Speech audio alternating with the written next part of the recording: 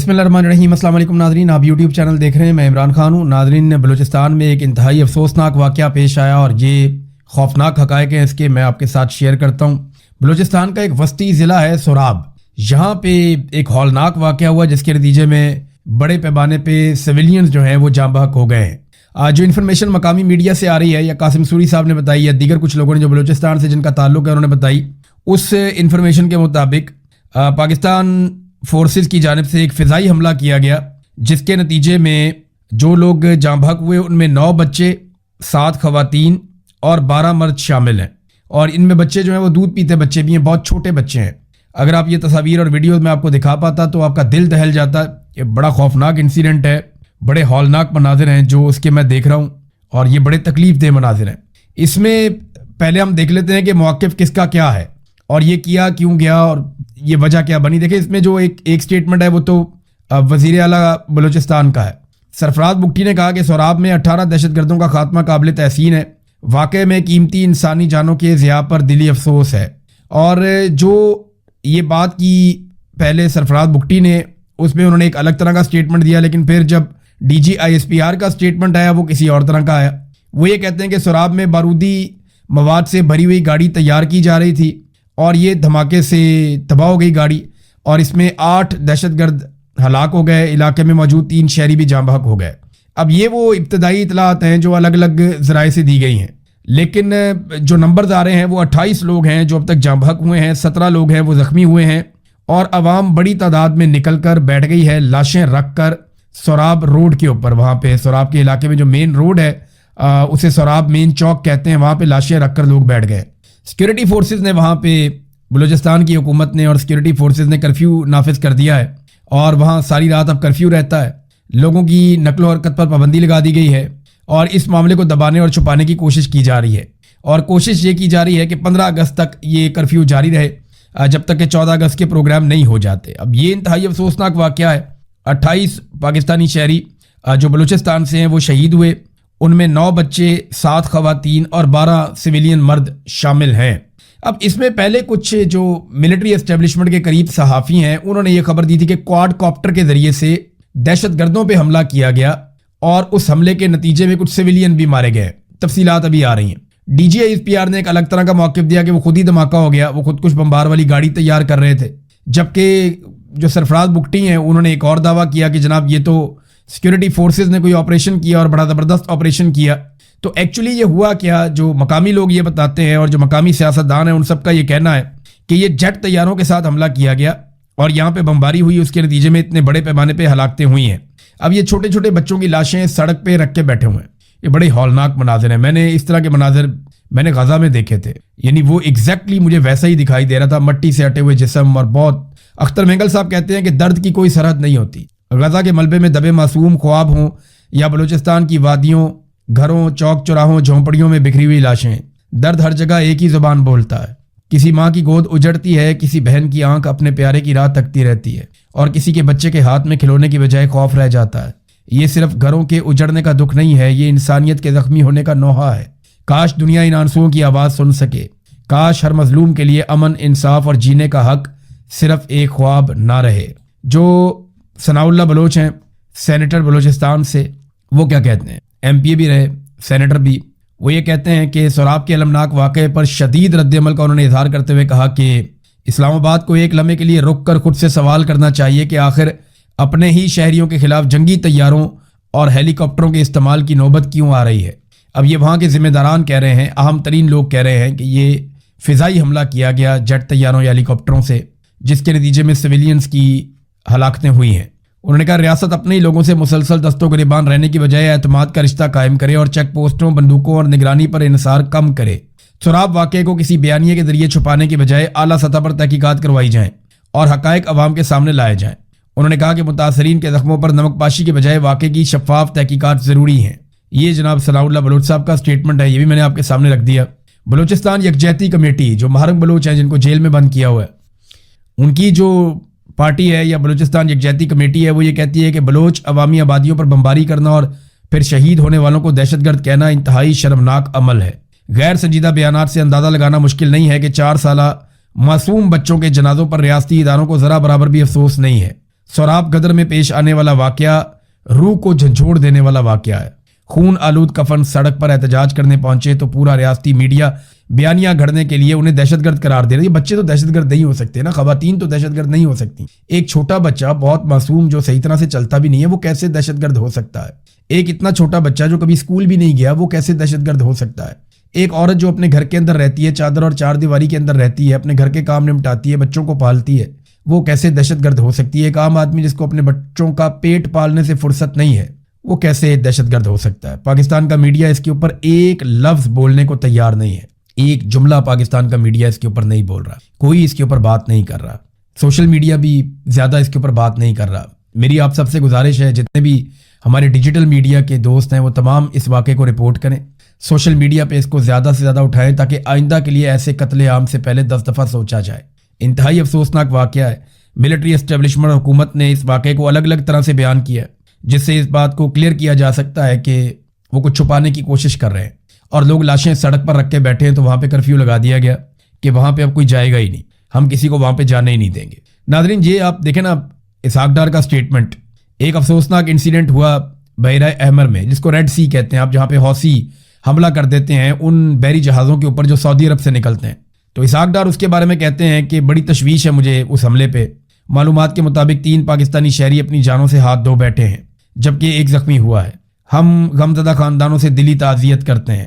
اور وہ کہتے ہیں پاکستان غیر جنگجو تجارتی جہاز پر حوثی حملے کی شدید مذمت کرتا ہے، بے گناہ انسانوں کی زندگیوں کو خطرے میں ڈالتے ہیں۔ دیکھیں، حوثیوں سے اب پاکستان نے لڑائی کرنی ہے، یہ ہم سب جانتے ہیں، وہ اس لیے کہ سعودی عرب کی حوثیوں کے ساتھ لڑائی ہے اور پاکستان کا سعودی عرب کے ساتھ دفاعی معاہدہ ہے، اور حوثیوں کو دہشت گرد کہا جاتا ہے، لہٰذا حوثیوں کے ساتھ تو اب لڑائی کرنی ہے پاکستان کو، یہ ہم سب کو آئیڈیا ہے۔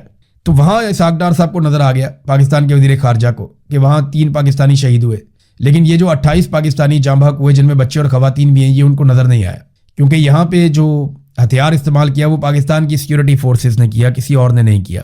Be N P Akhtar Mengal صاحب کی جو پارٹی ہے اس نے 16 تاریخ کو پورے بلوچستان میں ہڑتال کا اعلان کیا اس واقعے کے خلاف، جبکہ بی وائی سی نے، بلوچستان یکجہتی کمیٹی نے، آج کے دن میں احتجاج کا اور بلوچستان کے اندر بھرپور احتجاج کا انہوں نے اعلان کیا ہے۔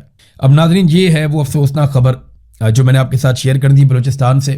آج کا دن ویسے بھی بڑا امپورٹنٹ ہے، وہ اس لیے اہم ہے آج کا دن کہ عمران خان صاحب کی ملاقات کے لیے آج سہیل آفریدی نے اور پارلیمنٹیرینز نے سب نے جو فیصلہ کیا وہ یہ تھا کہ سارے کے سارے آج جائیں گے عمران خان صاحب سے ملاقات کے لیے اور ان سے ملاقات کی کوشش کریں گے، اور اگر عمران خان صاحب سے ملاقات نہیں کروائی جاتی تو اس کے بعد پھر وہاں پہ وہ مزاحمت کریں گے، اور جو اعلان کیا تھا وہ یہ کیا تھا کہ پورے پاکستان کو پھر ہم بند کریں گے رات کے وقت، اور پاکستان کے ہر چوک میں احتجاج کیا جائے گا، ہر چوک میں ڈی چوک بنایا جائے گا۔ اب دیکھتے ہیں کہ پاکستان تحریک انصاف کو آج ملاقات کی اجازت دی جاتی ہے یا نہیں، اور اگر اجازت دی جاتی ہے تو جیل سے کیا خبر نکلتی ہے، اگر اجازت نہیں دی جاتی تو کیا اپنے وعدے کے مطابق پاکستان تحریک انصاف رات کو پورا زور لگا کے پاکستان بھر کے اندر احتجاجی ایک حکمت عملی اپنا سکتی ہے؟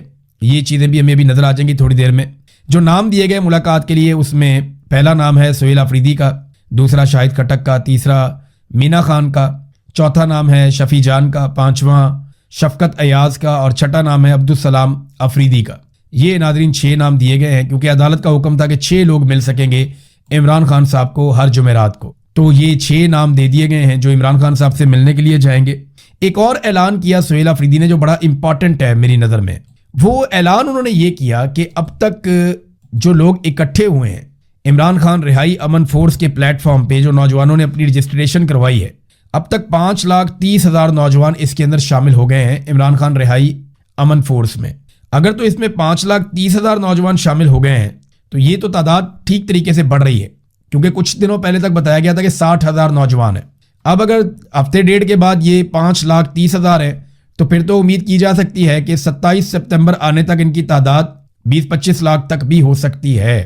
اور اتنے بڑے پیمانے پہ اگر نوجوان رجسٹرڈ ہو جاتے ہیں اور پھر وہ نکلتے ہیں باری باری احتجاج کرنے کے لیے اور وہ ایک آرگنائز طریقے سے چلتے ہیں، تو پھر تو ملٹری اسٹیبلشمنٹ کے لیے مصیبت کھڑی ہو گئی۔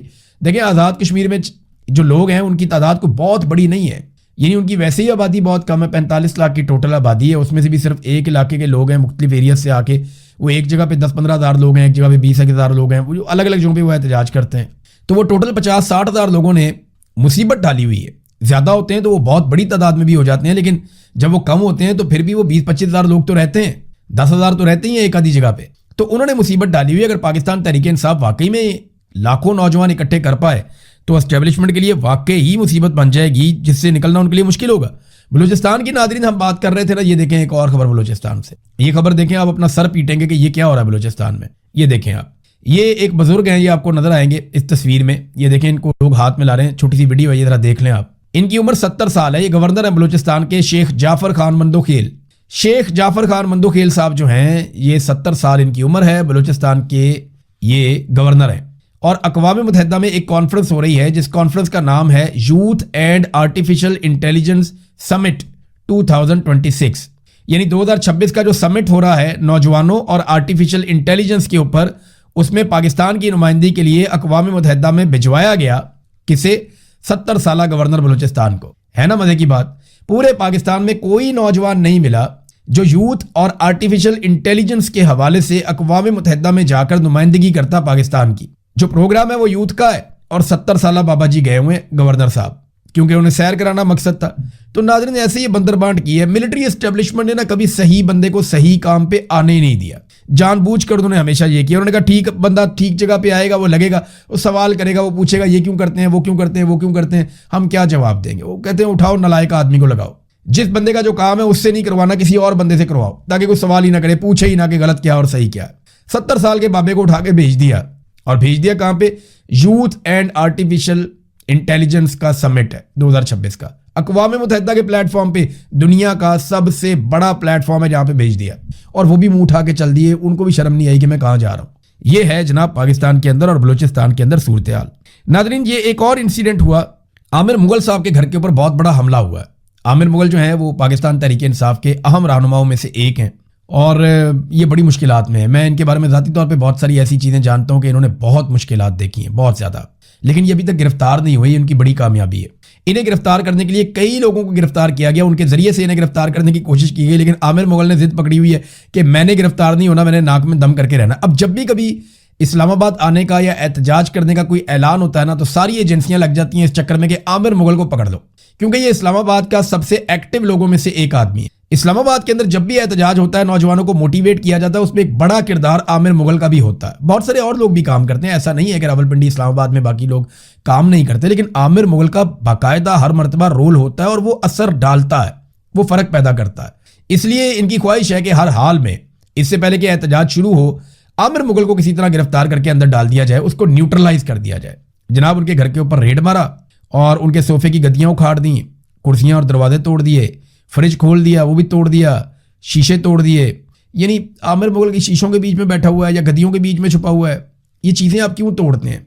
ये चीज़ें पता क्यों तोड़ते हैं? सोफे तोड़ते हैं, फर्नीचर तोड़ते हैं, मेज़ें तोड़ते हैं, फ्रिज तोड़ते हैं, घर के शीशे, बाकी चीज़ें, स्क्रीन तोड़ देते हैं। क्यों तोड़ते हैं पता है? ये इसलिए तोड़ते हैं ताकि अगले बंदे का इतना नुकसान हो जाए कि वो डर जाए और वो पीछे हट जाए इस लड़ाई से। क्योंकि मिडिल क्लास के लोग हैं ना ज़्यादातर। आमिर मुगल भी मिडिल क्लास का आदमी है, कोई बहुत अमीर आदमी तो नहीं है। तो अब ये जो नुकसान हुआ है बेचारा कैसे भरेगा, कैसे भरेगा? आम आदमी को चीज़ें बनाने में बहुत लंबा अरसा लग जाता है। आमिर मुगल ने खुद बताया कि कोई लेडी एहलकार नहीं थी, चादर और चार दीवारी का तकद्दुस पामाल किया गया, तोड़ फोड़ किया गया। हमारे उसके घर में जो कुत्ते हैं उनको डंडों से मारा गया और 2-3 फायर भी किए गए कुत्तों को चुप करवाने के लिए, उनको डराने के लिए। फिर खौल उठा के साथ ले गए, DVR उतार के साथ ले गए। आमिर मुगल को गालियां देते रहे और कत्ल करने की फैमिली के सामने धमकियां देते रहे, संगीन नताइज की धमकियां देते रहे। मोबाइल फ़ोन भी साथ ले गए, मोटरसाइकिलें 2 घर में खड़ी थी वो भी चोरी करके साथ ले गए। तो आमिर मुगल कहता है जी मुझे तो याद भी नहीं है मेरे घर पे अब तक कितने अटैक, कितने हमले हो चुके हैं। ये है नाज़रीन सूरत हाल।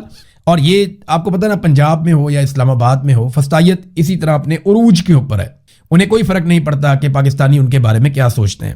नाज़रीन, ये मोहम्मद हुसैन के बारे में जो खबर मैंने आपको दी थी ना, वो जो नौजवान कत्ल हो गया, जिसके बारे में ये इल्ज़ाम लगाया गया कि ये मुबैना तौर पे GHQ में दाखिल होकर वहाँ पे PTI का झंडा लहराना चाहता था और वहाँ पे ये कोई पिस्तौल लेकर घुस गया था और ये चाह रहा था कि ये कत्लेआम कर दे और जाके PTI का झंडा GHQ में लहरा दे। यानी इल्ज़ाम तो इसी किस्म के हैं उसके ऊपर। उसके बारे में मैंने आपको शुरू में एक बात बताई थी। सबसे पहले बहुत सारे लोग कह रहे थे कि ये कैसे हो सकता है। मैंने आपको कहा था ना कि वो ज़हनी तौर पर एक मरीज़ आदमी है, नॉर्मल नहीं है। अब ये BBC ने भी खबर दी है, उन्होंने भी तस्दीक की और आहिस्ता आहिस्ता बाकी लोग भी तस्दीक कर रहे हैं कि ना सिर्फ वो नफसियाती मर्ज का शिकार था, बल्कि 3-4 साल से बहुत दबाव में था, बड़ी परेशानी में था और वो दवाइयाँ भी इस्तेमाल कर रहा था। उसकी दवाइयों की तफसीलात भी आ चुकी हैं, जबकि उसकी फैमिली ने कहा कि वो हर तरह का ताउन करेंगे, इस मामले की मुकम्मल तहकीकात करवाई जाए। पाकिस्तान तहरीक इंसाफ ने भी कहा कि इसकी तहकीकात करवाएं। अब नाज़रीन, معیشت کے اوپر بہت ساری خبریں ہیں یہاں ان کے ساتھ جڑتی نہیں ہیں, لیکن میں نیکسٹ ویلاگ میں آپ کو ضرور بتاؤں گا کہ معیشت کے حوالے سے آج ہم کہاں کھڑے ہیں اور یہ کس کی مہربانی ہے, اور یہ جو نیا جھٹکا ہمیں لگا بہت بڑا, یہ جھٹکا ہمیں کہاں لے کر جائے گا. اب تک کے لیے اتنے, اپنا خیال رکھیے گا, اپنے اس چینل کا بھی. اللہ حافظ.